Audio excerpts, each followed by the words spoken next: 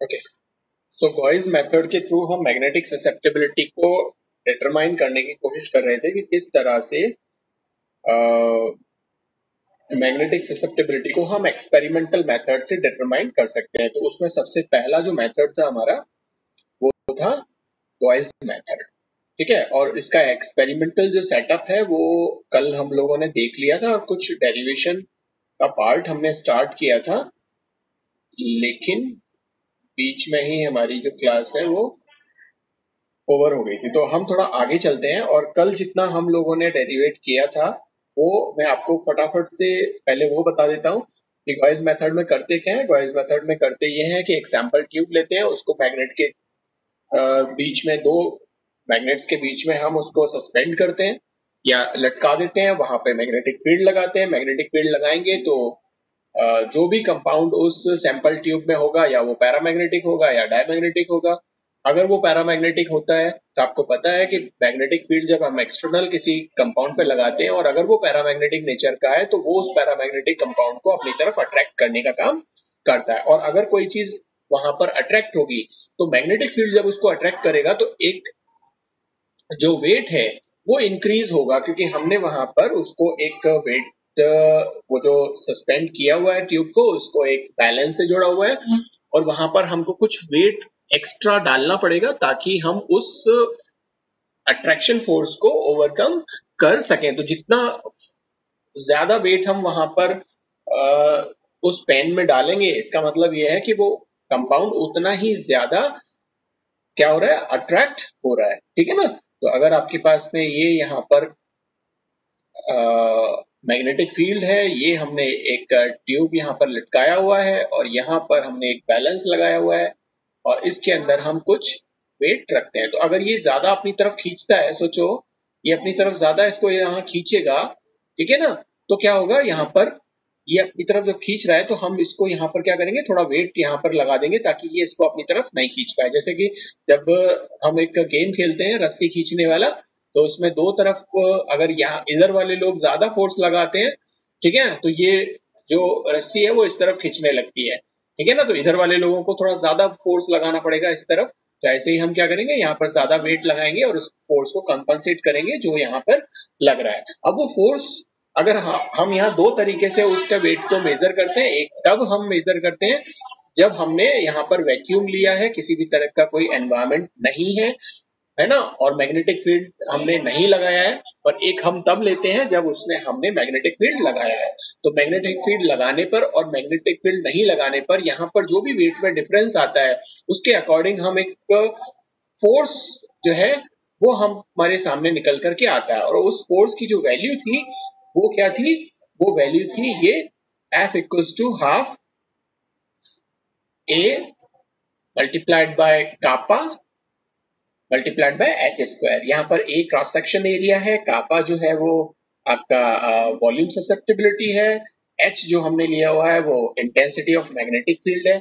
ठीक है ना। और ये तब है जब हमने वैक्यूम किया हुआ था इस पूरे सेटअप के अंदर, जब हमने इस गॉस मेथड के एक्सपेरिमेंट को किया। अब हम क्या करते हैं, इस एक्सपेरिमेंट को एयर की प्रेजेंस में करते हैं और जब हम इसको एयर की प्रेजेंस में करेंगे तो हमें जो फोर्स मिलेगा वो क्या मिलेगा, ये मिलेगा। क्यों? क्योंकि एयर अगर वहां पर प्रेजेंट होती है तो वहां पर कुछ जो फोर्स है वो एयर भी मैग्नेटिक या पैरामैग्नेटिक हो सकती है, तो उसकी वजह से भी कुछ ना कुछ जो अट्रैक्शन है वो मैग्नेटिक फील्ड लगाने पर मैग्नेट अपनी तरफ करेंगे। तो यहाँ पर हम क्या कर देंगे, उस वाली टर्म को यहाँ माइनस कर देंगे, तो यहाँ हमें वही फोर्स वाली टर्म मिल जाएगी जो वैल्यू होगी half multiplied by A multiplied by H square kappa minus kappa dash. ठीक है ना। अब अगर हम स्मॉल फोर्स को अगर हम देखें जो एक वो एक्सपीरियंस करता है जब हम उसके ऊपर मैग्नेटिक फील्ड लगाते हैं, तो वो उसकी वैल्यू जो है वो हम मानते हैं H multiplied by chi multiplied by DV dot del H del X. तो ये जो del H upon del X है, ये मैंने कल आपको बताया था कि ये मैग्नेटिक फील्ड ग्रेडियंट वैल्यू होती है। ठीक है ना। और अगर हम एक स्मॉल हाइट पर वो जो सैंपल है जो हमने यहाँ पर लटकाया हुआ है दो उसके बीच में, अगर उसकी जो हाइट है उसको हम थोड़ा छोटा मान करके मान लेते हैं वो डी एक्स है, और ए जो है वो उसका क्रॉस सेक्शन एरिया है जो हमने वो ट्यूब लिया हुआ है, तो जो यहाँ पर उसका जो वॉल्यूम होगा वो होगा dv equals to a multiplied by dx। ठीक है ना, ये उसका वॉल्यूम होता है। अगर इस dv की वैल्यू को हम इस इक्वेशन में यहाँ पर पुट कर देते हैं तो हमारे पास में ये जो इक्वेशन है वो हो जाती है df h का है, और हमने dv की जगह a मल्टीप्लाइड बाय dx रख दिया, a मल्टीप्लाइड बाय dx, और ये dh अपॉन dx। यहाँ पर dx जो है वो कैंसिल आउट हो जाते हैं, तो हमारे पास जो इक्वेशन बचती है वो df इक्वल्स टू h का है a dh बचेगी। ये एडमिन का पासवर्ड क्या है?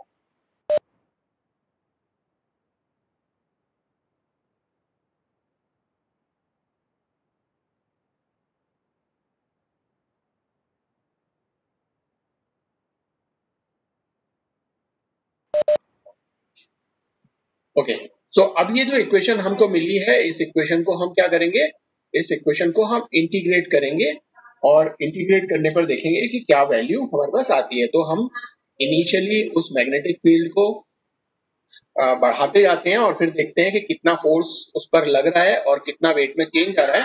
तो उस तरह से हम इस इक्वेशन को इंटीग्रेट कर देंगे। तो इस इंटीग्रेट हम इसको करेंगे एच नॉट वैल्यू से एच वैल्यू तक। एच नॉट वैल्यू जो है वो इसकी लोअर लिमिट है मैग्नेटिक फील्ड की, और एच जो है वो इस मैग्नेटिक फील्ड की अपर लिमिट है। तो अब हम इसको यहाँ पर इंटीग्रेट करते हैं इस वैल्यू को। तो integration of D F equals to integration of H naught to H, तो हो जाएगा H by A dot D H. ठीक है, अगर हम इसको यहाँ पर इस तरह से इंटीग्रेट किया तो ये वैल्यू जो है वो हमारे पास आ गई एफ। इसको हम देखेंगे तो ये हो जाएगा ए, ये काई, और यहाँ पर वैल्यू आएगा हाफ, और ये H square minus H naught square. तो ये इक्वेशन हमारे पास में एक आ गई। हमने यहाँ पर हालांकि पहले नाम देना चाहिए था, बट हमने यहाँ पर एक इक्वेशन यहाँ बता देते हैं कि ये इक्वेशन हमारे पास आती है जहाँ पर एच और एच नॉट जो है वो इसकी अपर और लोअर लिमिट है। ये अपर लिमिट है और एच नॉट इसकी लोअर लिमिट है। अच्छा, एक चीज और है कि अगर आप स्पेसिफिक ससेप्टिबिलिटी की बात करें कि स्पेसिफिक ससेप्टिबिलिटी क्या होती है, तो हम यहाँ पर देखें स्पेसिफिक ससेप्टिबिलिटी, तो ये बराबर होता है volume susceptibility, volume susceptibility upon density के। ठीक है, और वॉल्यूम, ये जो स्पेसिफिक ससेप्टिबिलिटी है इसको आप डिनोट करते हो काई जी से। ठीक है, और वॉल्यूम ससेप्टिबिलिटी को आप डिनोट करते हो सिर्फ काई की वैल्यू से, और डेंसिटी को आप डिनोट करते हो स्मॉल डी से। और अगर हम यहाँ पर इससे काई की वैल्यू निकालेंगे तो ये हो जाएगा आपका काई जी डॉट डी। सो ये इक्वेशन आपके पास में यहाँ पर आ जाती है। अब ये जो काई की वैल्यू आई है इसको हम इस इक्वेशन 1 में जो काई की वैल्यू है वहां पर पुट कर देते हैं, तो हमारे पास क्या इक्वेशन आ जाएगी, तो हमारे पास जो इक्वेशन आएगी वो आएगी F equals to a chi G half H square minus H naught square. तो इस तरह से हमारे पास में ये फोर्स की एक इक्वेशन आ जाती है।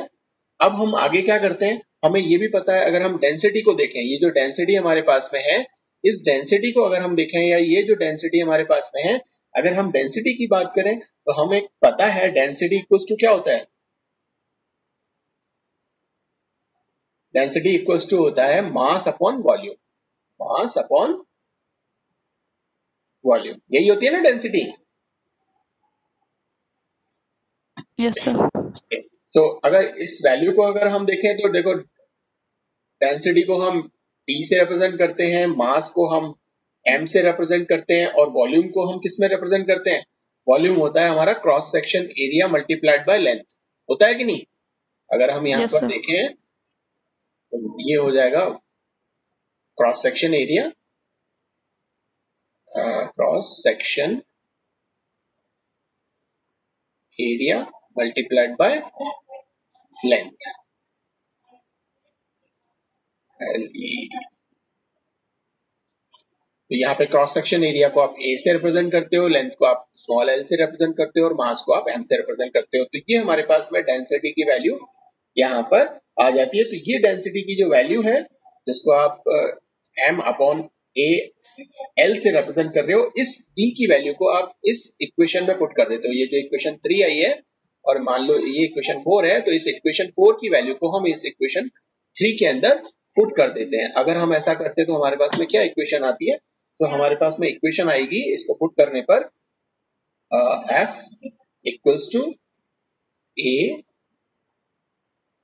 काई जी, और अब इस D की वैल्यू को यहाँ पुट करेंगे तो ये वैल्यू हो जाएगी M upon A multiplied by L multiplied by half H square minus H not square. तो ये वैल्यू हमारे पास में आ गई। अब यहाँ पर आप देख रहे हो कि ये A की वैल्यू और ये A की वैल्यू ये आपस में कट जाएगी, तो हमारे पास में जो F बचेगा वो कितना बचेगा, वो बचेगा हमारे पास में यहाँ से काई जी और फिर क्या है M अपॉन L और ये हो जाएगा हाफ और ये हो जाएगा H स्क्वायर माइनस मैथ्स। ठीक है। अब अगर हम ऐसा माने कि जो शुरू का जो हमने ये हमें पता है कि H और H नॉट क्या है, तो H नॉट है हमारा लोअर लिमिट। इस लोअर लिमिट को हम मान लेते हैं कि हमने शुरू में बहुत कम वैल्यू से शुरू किया था, तो हम इस H नॉट को क्या कर लेते हैं, नेग्लेक्ट कर देते हैं। हम ऐसा मानते हैं कि हम यहाँ लिख सकते हैं कि बाय नेग्लेक्टिंग H नॉट, ठीक है ना। अगर हम इस H नॉट स्क्वायर को नेग्लेक्ट मान लें तो हमारे पास में क्या इक्वेशन आएगी, तो हमारे पास में इक्वेशन आएगी F इक्वल्स टू काई जी M अपॉन L, ये यहां से, और ये हो जाएगा हाफ और H स्क्वायर। ये वैल्यू जो है वो हमारी जो H नॉट की जो वैल्यू थी इसको हमने नेग्लेक्ट मान लिया। ठीक है। सो इस तरह से ये वैल्यू हमारे पास में आ गई। अब इससे हम इस काई जी की वैल्यू को अगर हम निकालें, ये जो काई जी है इसकी वैल्यू को अगर हम निकालें तो क्रॉस मल्टीप्लीकेशन कर दो, तो यहाँ पर हो जाएगा काई जी और ये हो जाएगा क्या F 2L, तो ये हो जाएगा 2L F अपॉन क्या बचा हमारे पास में ऊपर M और H स्क्वायर, तो M H स्क्वायर। सो ये वैल्यू जो है वो हमारे पास में आ गई काई जी की, और ये जो काई जी की वैल्यू थी ये क्या थी,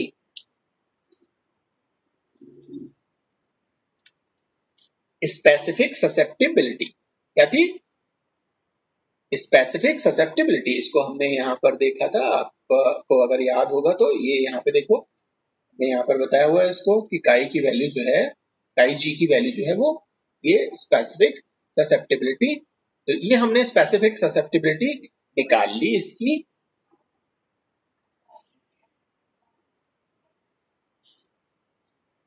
ठीक है। Yes sir. ओके। सो अब यहाँ पर एक और छोटा सा चेंज यहाँ पर हम कर सकते हैं। देखो F क्या है हमारे पास, ये जो F है ये क्या है, फोर्स है ना, और फोर्स को हम पता लगा रहे हैं कि जब हमने वहां पर मैग्नेटिक फील्ड लगाया हुआ है और इसको सस्पेंड किया हुआ है, तो यहाँ पर जो भी अट्रैक्शन इसको फील कर रहा है ये सब्सटेंस, तो जो वेट में चेंज आया क्योंकि हमने मैग्नेटिक फील्ड लगाने पर, और जब मैग्नेटिक फील्ड नहीं लगाया था वो लगाने बिना लगाए, तो मैग्नेटिक फील्ड लगाने पर और मैग्नेटिक फील्ड नहीं लगाने पर जो वेट आया उसका डिफरेंस हमने निकाला। तो यहाँ पर हम ये भी कह सकते हैं कि फोर्स क्या है, change in weight of the sample. यही है ना, हाँ या ना। Yes sir. ओके, तो आप यहाँ ओके, तो यहाँ पर ये सॉरी काई जी, ये काई जी की वैल्यू क्या हो जाएगी, ये हो जाएगी 2 multiplied by L multiplied by change in weight, change in weight किसका, सैंपल का, सैंपल का। सैंपल। सो ये हम यहाँ पर बता देते हैं, और अपॉन वही आपका H स्क्वायर तो है ही, और M क्या है, M है वेट, वेट है ना।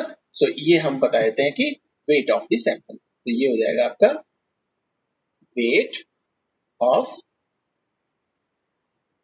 सैंपल या वेट ऑफ द सैंपल। तो ये वैल्यू आ गई। और यहां अब इस तरह से भी आप इसको लिख सकते हो कि chi G equals to 2L upon H multiplied by वही चेंज इन वेट और वेट ऑफ सैंपल, और ये भी आपका सैंपल।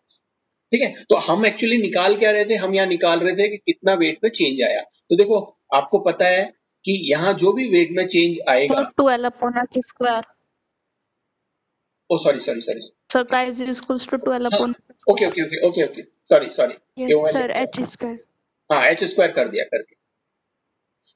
तो हम यहाँ पर देख क्या रहे थे बेटा कि मैग्नेटिक फील्ड लगाने पर और बिना लगाए क्या वेट आता है और उसमें क्या चेंज आएगा। तो ये हमें पता होगा कि उसमें क्या चेंज आया, और ये हमें पता होगा कि उसका वेट कितना था शुरू में। ठीक है ना, तो ये दो वैल्यूज जो है वो हमें पता होगी। हमें पता होगा कि हमने वो कितना लेंथ का लिया था, ठीक है, और हमें पता होगा कि हमने कितना मैग्नेटिक फील्ड लगाया। तो अगर ये सारी की सारी वैल्यूज अगर यहाँ आप पुट कर दोगे तो आपके पास में ये जो ससेप्टिबिलिटी है, ये ससेप्टिबिलिटी कैलकुलेट होकर के आ जाती है। ठीक है, और ये जो 2L अपॉन एच स्क्वायर है ना, ये जो 2L अपॉन एच स्क्वायर है, इसे हम बोलते हैं ट्यूब कैलिब्रेशन कांस्टेंट।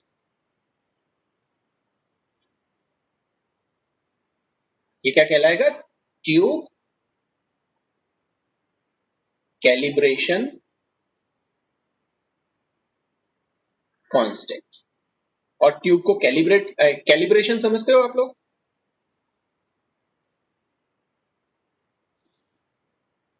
कैलिब्रेशन जानते हो, कैलिब्रेशन क्या होता है।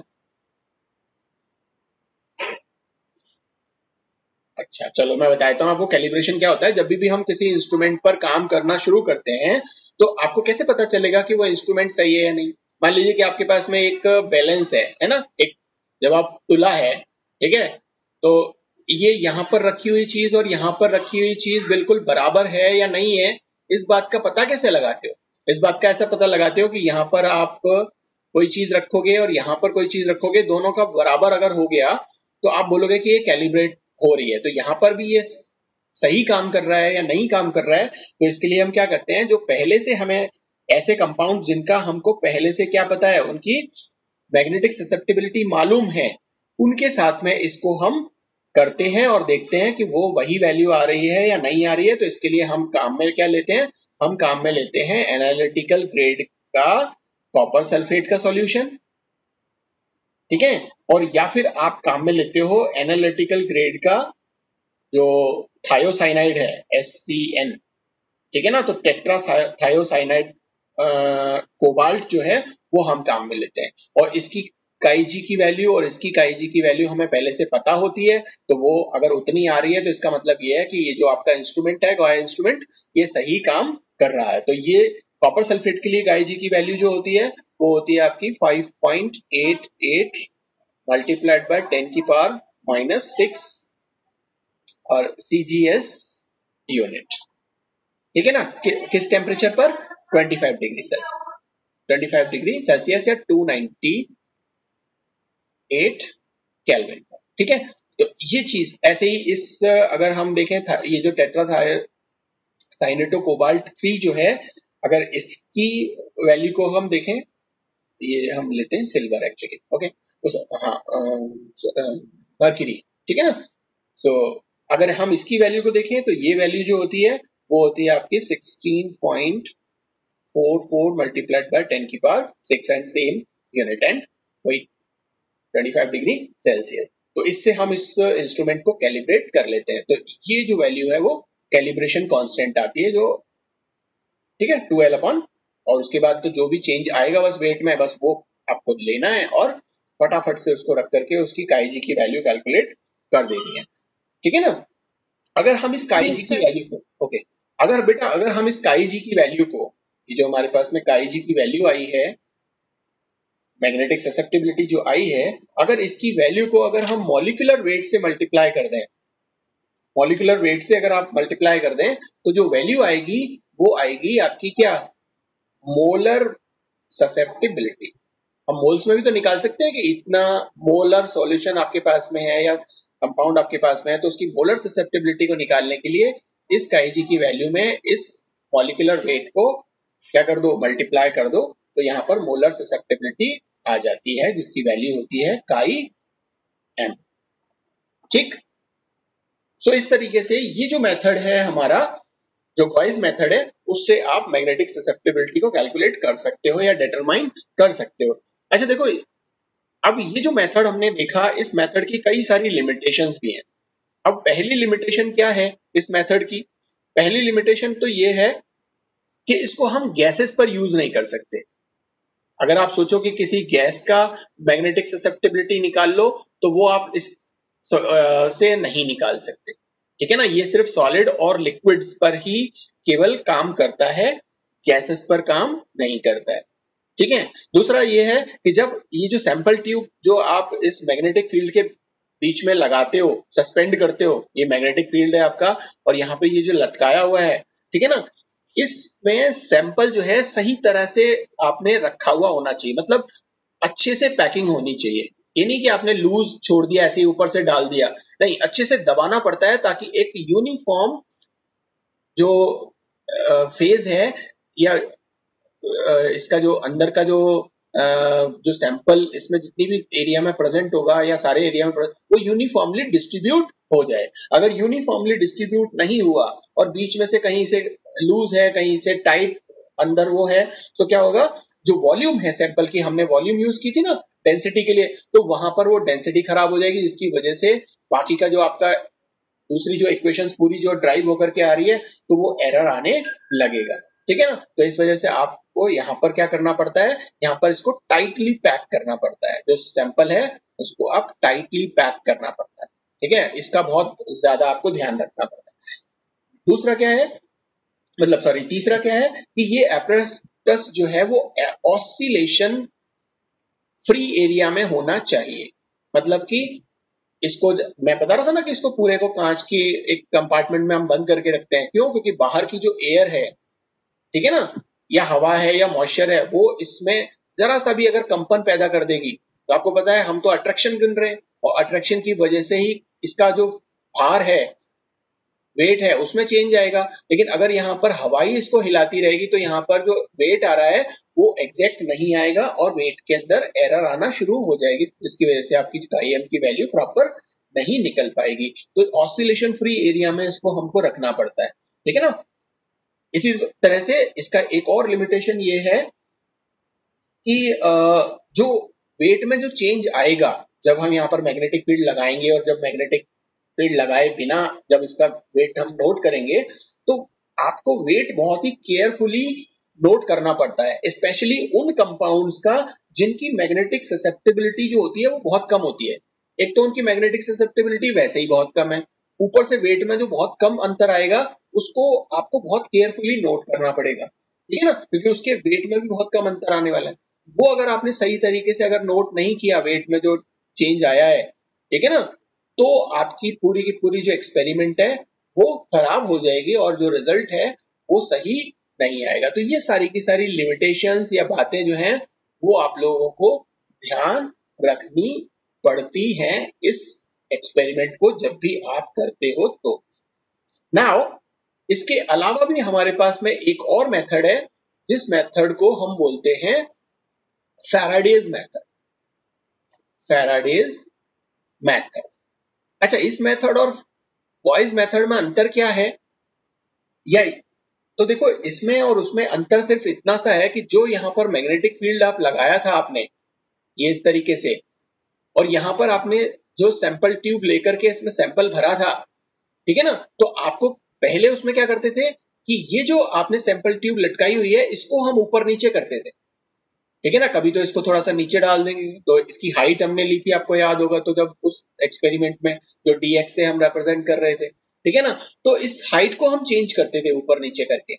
लेकिन जब हम फैराडे का एक्सपेरिमेंट करते हैं तो हम क्या करते हैं अब देखो जब हम इसको ऊपर नीचे करेंगे, यहाँ पर इस सैंपल ट्यूब को जब हम ऊपर नीचे करेंगे तो इसके ऑसिलेशन करने के या इसके कंपन करने के चांसेस ज्यादा होते हैं, जिसकी वजह से आपके जो वैल्यू है उसके अंदर एरर आने की संभावना ज्यादा हो जाती है।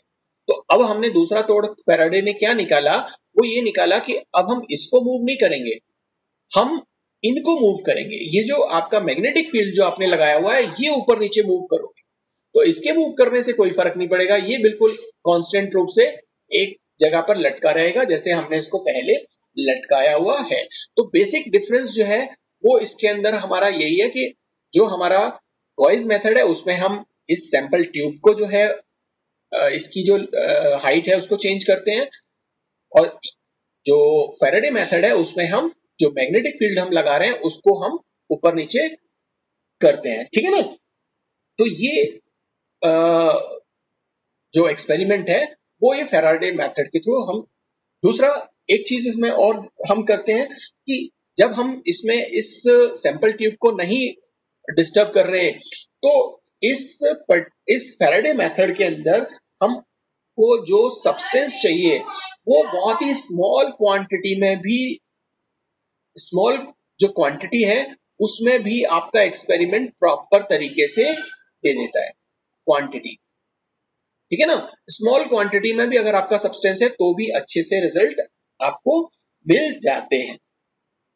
साथ में ज्यादा प्रेसाइज, मतलब या कह सकते हैं ज्यादा एक्यूरेट जो वेट है वो हम यहाँ पर नोट कर पाते हैं, और ज्यादा एक्यूरेट हम जब वेट कर पाएंगे तो हमारी जो मैग्नेटिक ससेप्टिबिलिटी होगी वो भी बहुत ज्यादा एक्यूरेट निकल के आएगी। ठीक है ना। और जो हमने जैसे वहां पर बताया था कि इस पूरे सैंपल को हमें क्या करना चाहिए, टाइटली पैक करना चाहिए सैंपल ट्यूब के अंदर, तो उसे यहाँ पर करने की जरूरत नहीं होती। तो यहाँ पर जो हमें होमोजीनस फील्ड चाहिए वो चाहिए होता है उसकी जरूरत नहीं है। यहाँ पर इन होमोजीनस फील्ड में भी इस एक्सपेरिमेंट को किया जा सकता है। तो इसके लिए हम यहाँ पर, क्योंकि ये ज्यादा प्रेसाइज या ज्यादा एक्यूरेट वेट हम यहाँ पर कर सकते हैं, तो उसके लिए हम करते क्या है, एक्यूरेट वेट को नापने के लिए यहाँ पर जो हम बैलेंस इस्तेमाल कर रहे हैं या जो तराजू हमने यहाँ पर लगाया है वो फाइबर टॉर्शन या फिर सक्समिथ रिंग बैलेंस पर बेस्ड होती है, या सक्समिथ रिंग बैलेंस होता है जो बहुत ही ज्यादा एक्यूरेसी के साथ में तकरीबन 10 की पावर -7 ग्राम तक क्या कर सकता है, वे कर सकता है। तो इतने कम वैल्यू को वे करने के लिए भी ये इंस्ट्रूमेंट कैपेबल होता है। और जो सैंपल ट्यूब जिसमें हम सैंपल भर के रखते हैं इस सैंपल को, उसको भी हम क्या करते हैं, फ्यूज क्वार्ट्ज का बना होता है वो। तो फ्यूज्ड क्वार्ट्ज बकेट जो है उसका इस्तेमाल हम सैंपल रखने के लिए यहाँ पर करेंगे, जिसकी लेंथ बहुत छोटी सी होती है और जिसका डायामीटर जो है वो तकरीबन 1 mm का होता है, 1 mm डायामीटर का होता है। तो इस तरीके से ये सेटअप सारा का सारा तैयार हो जाता है। अब सेम उसी तरीके से हम यहाँ पर मैग्नेटिक फील्ड लगाएंगे, और जब हमने मैग्नेटिक फील्ड नहीं लगाया है पहले उस वेट को नोट कर लेंगे, फिर जब हमने मैग्नेटिक फील्ड लगाया है और उस मैग्नेटिक फील्ड को धीरे धीरे हम बढ़ाएंगे, और इस मैग्नेटिक फील्ड को हम क्या करेंगे, ऊपर मूव करेंगे, और हम जो वेट है उसको नोट करते रहेंगे। तो जो डिफरेंस आएगा जब मैग्नेटिक फील्ड लगाया है तब और जब मैग्नेटिक फील्ड नहीं लगाया है तब, उससे आप वही इक्वेशन जो हमने इससे पहले यूज की थी उसी इक्वेशन में, उसी तरह के इक्वेशन में इन वैल्यूज को, जो चेंज इन वेट की इक्वेशन है उसको रख करके, और आप क्या पता लगा सकते हो, जो काई जी की जो वैल्यू है उसको कैलकुलेट कर सकते हो या मैग्नेटिक ससेप्टिबिलिटी को डिटरमाइन कर सकते हो। तो सिर्फ यहाँ सेटअप के अंदर अंतर है, बाकी की जो चीजें हैं वो बिल्कुल सेम रहती हैं दोनों ही मेथड्स में, चाहे वो गॉइस मेथड हो या हमारे पास फैराडे का मेथड हो। अब कुछ मायने में ये जो फैराडे मेथड है वो गॉइस मेथड से अच्छा है, तो कुछ एडवांटेजेस भी इस मेथड की हैं। अब वो एडवांटेजेस क्या हैं, पहला तो ये है कि ये एक्यूरेट रिजल्ट देता है, क्योंकि हमने इसके अंदर क्या किया हुआ है, हमने इसके अंदर जो फाइबर टॉर्शन और सक्समिथ रिंग बैलेंस काम में लिया हुआ है जो एक्यूरेट रिजल्ट देने के लिए कैपेबल होता है। तो एक्यूरेट वेट जो है वो हम इससे निकाल सकते हैं, जिसकी वजह से काई जी की वैल्यू बहुत ही एक्यूरेट हो जाती है।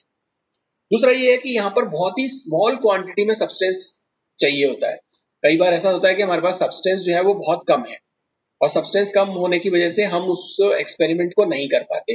लेकिन अगर कम सब्सटेंस भी है तो भी हम इस फैराडे मेथड से उसकी मैग्नेटिक ससेप्टिबिलिटी को निकाल सकते हैं।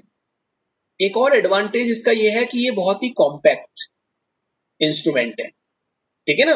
कॉम्पैक्ट इसलिए मतलब छोटा सा होता है, ज्यादा झंझट नहीं होता है, ठीक है ना, हैंडलिंग आसान हो जाती है। तो ये बहुत ही कॉम्पैक्ट टाइप का इंस्ट्रूमेंट है, तो इसकी हैंडलिंग करना बहुत ही आसान होता है। एक ये एडवांटेज है।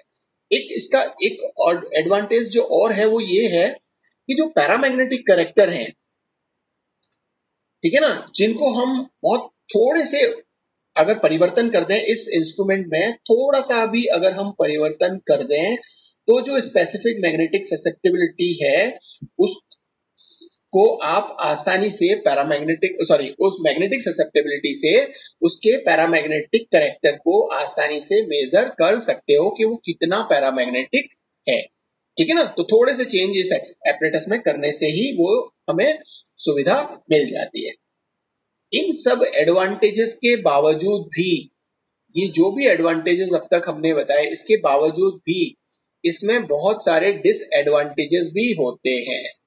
अब वो डिसएडवांटेजेस क्या होते हैं उनको अगर मैं बताऊं तो ये है कि देखो, अगर कोई भी चीज जब ज्यादा एक्यूरेट रिजल्ट देती है ना, इसका मतलब ये है कि उसकी हैंडलिंग बहुत मुश्किल है, तो इसको केयरफुली हैंडल करना पड़ता है। अगर हमने इसको केयरफुली हैंडल नहीं किया तो ये रिजल्ट सही नहीं देगा, ठीक है ना। अगली इसकी जो डिसएडवांटेज है वो ये है, क्योंकि हमने बोला कि ये स्मॉल क्वांटिटी इसमें जरूरत है सैंपल की, तो देखो जब स्मॉल क्वांटिटी में अगर इसकी जरूरत है ना, तो इस स्मॉल क्वांटिटी को भी क्या होना चाहिए, प्योर होना चाहिए। एक तो हमने पहले ही कम लिया है, ऊपर से अगर इसमें जरा सी भी इंप्योरिटी हुई तो जो रिजल्ट है वो क्या हो जाएगा, चेंज हो जाएगा। तो इसलिए जो आप सैंपल ले रहे हो वो कैसा होना चाहिए, एकदम प्योर होना चाहिए, क्योंकि वो आपका रिजल्ट तभी सही देगा। क्योंकि अगर आपने ज्यादा क्वांटिटी ली हुई है, तो वहां पे थोड़ा बहुत इंप्योरिटी है भी तो कोई फर्क नहीं पड़ता। लेकिन अगर आपने सैंपल ही इतना सा लिया है और यहाँ पर भी अगर आपकी इंप्योरिटी अगर हुई तो क्या होगा, यहाँ पर आपका एक्यूरेट रिजल्ट नहीं आ सकता, ठीक है। और एक जो सबसे लास्ट इसकी जो क्या कहते हैं डिसएडवांटेज या लिमिटेशन है वो ये है कि जो भी सैंपल आप ले रहे हो वो फाइन पाउडर के फॉर्म में होना चाहिए, ठीक है ना।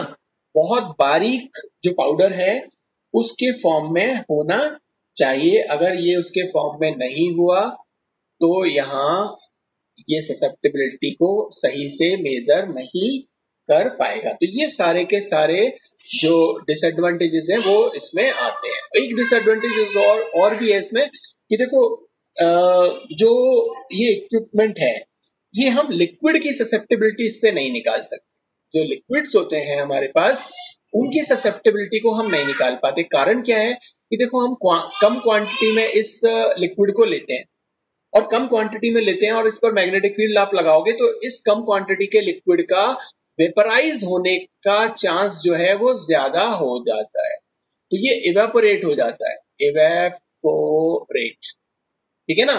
तो ये इवेपोरेट हो जाता है, इस वजह से इसमें हम लिक्विड्स की जो ससेप्टिबिलिटी है उसको नहीं निकाल सकते।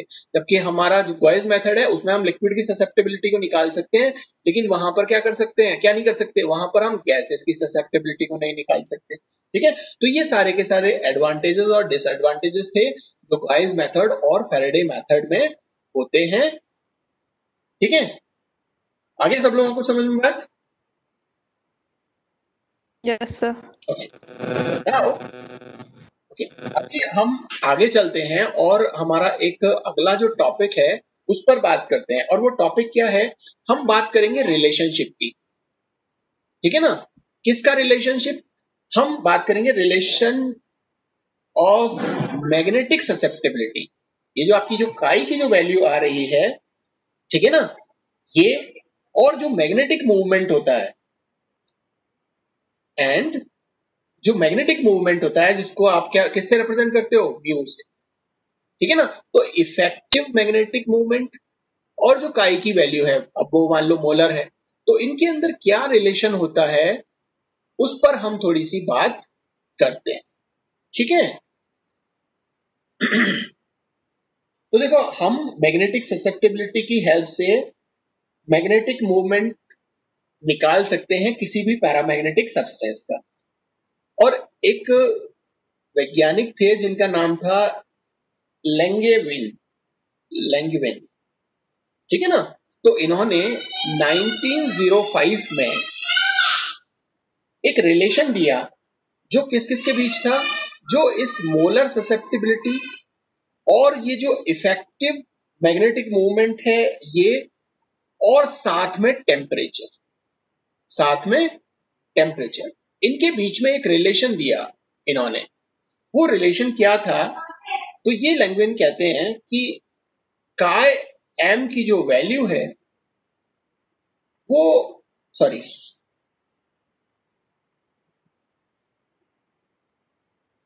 काय एम की जो वैल्यू है ये डायमैग्नेटिक ससेप्टिबिलिटी की जो वैल्यू और जो इफेक्टिव मैग्नेटिक मूवमेंट है उसका स्क्वायर, इसमें जो टोटल नंबर ऑफ इलेक्ट्रॉन्स हैं या एटम्स हैं उसकी वैल्यू, यहाँ एटम्स की बात हो रही है, और साथ में 3kT, ये एक इक्वेशन इन लैंगवेन ने दी जो कि इन तीनों के रिलेशनशिप को बताती है। यहां पर ये जो काई डाया है ये है डायमैग्नेटिक मोलर ससेप्टिबिलिटी ऐसे सब्सटेंस की जिसको हमने मैग्नेटिक फील्ड में रखा है। और जब मैग्नेटिक फील्ड में इसको रखेंगे तो इसमें एक ससेप्टिबिलिटी, सॉरी, मैग्नेटिज्म क्रिएट हो जाएगा जिसको हम बोलेंगे इंड्यूस्ड मैग्नेटिज्म, ठीक है ना। मैंने आप लोगों को इंड्यूस्ड मैग्नेटिज्म के बारे में बताया था, जिसमें बताया था कि कोई भी ऐसा सब्सटेंस जिसकी जो मैग्नेटिक नहीं होता और उसको अगर हम मैग्नेटिक फील्ड में रखते हैं तो उसमें जो चुंबकत्व है उसका जो ओरिजिन है वो हो जाता है या वो इंड्यूस हो जाती है, प्रेरित हो जाता है वहां पे, ठीक है।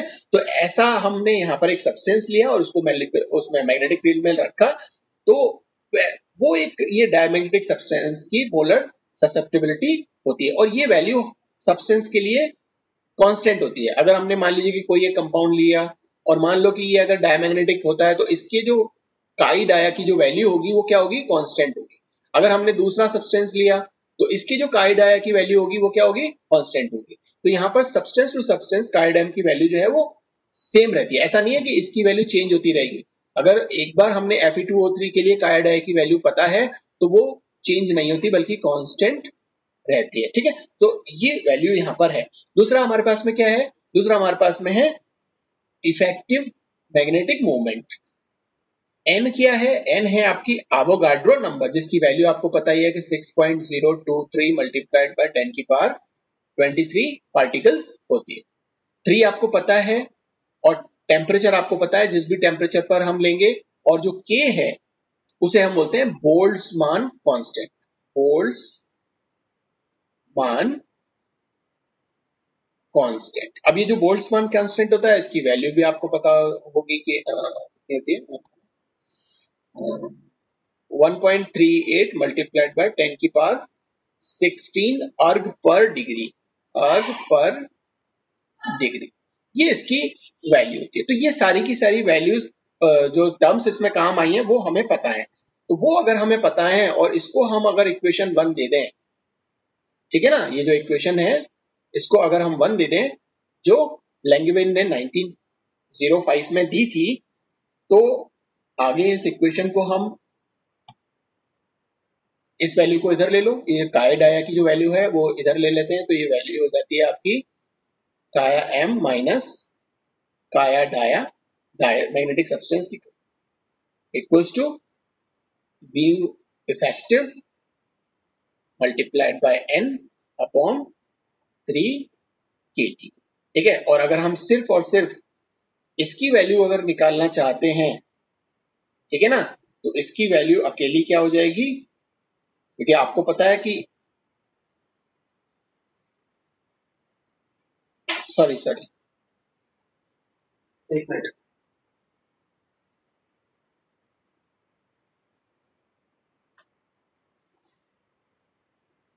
क्या बता रहा था मैं, हाँ, अम, इस इक्वेशन को हमने यहाँ पर रीअरेंज किया है, काय एम और ये काय डाया की वैल्यू को हमने इस तरफ ले लिया, तो ये chi M minus chi dia equals to mu effective square multiplied by N upon 3 KT। लेकिन अगर हम इस वैल्यू को क्या माने, हम ये मान लें कि ये करेक्टेड फॉर्म है, क्योंकि हम इसमें से मोलर का ससेप्टिबिलिटी में से और डायमैग्नेटिक जो ससेप्टिबिलिटी है, मोलर ससेप्टिबिलिटी, उसको घटा रहे हैं, ठीक है, क्योंकि ये भी डायमैग्नेटिक मोलर ससेप्टिबिलिटी है और ये मोलर ससेप्टिबिलिटी है, तो इसको हम ऐसा मान लेते हैं कि ये करेक्टेड वैल्यू है। इसको हम एक नाम देते हैं काई डैश एम। तो ये किसके बराबर हो जाएगा, ये आपकी वही E effective square multiplied by N upon 3 KT के बराबर हो जाएगा, ठीक है ना। और अगर हम इसकी वैल्यू निकाल लें, कि जो इसकी वैल्यू अगर हम यहां निकाल लें, तो ये वैल्यू हो जाएगी mu effective equals to 3 KT upon n multiplied by chi dash m। और क्योंकि ये स्क्वायर में था, तो हम यहाँ पर अंडर रूट इसका रख सकते हैं, ठीक है ना। तो ये हमारे पास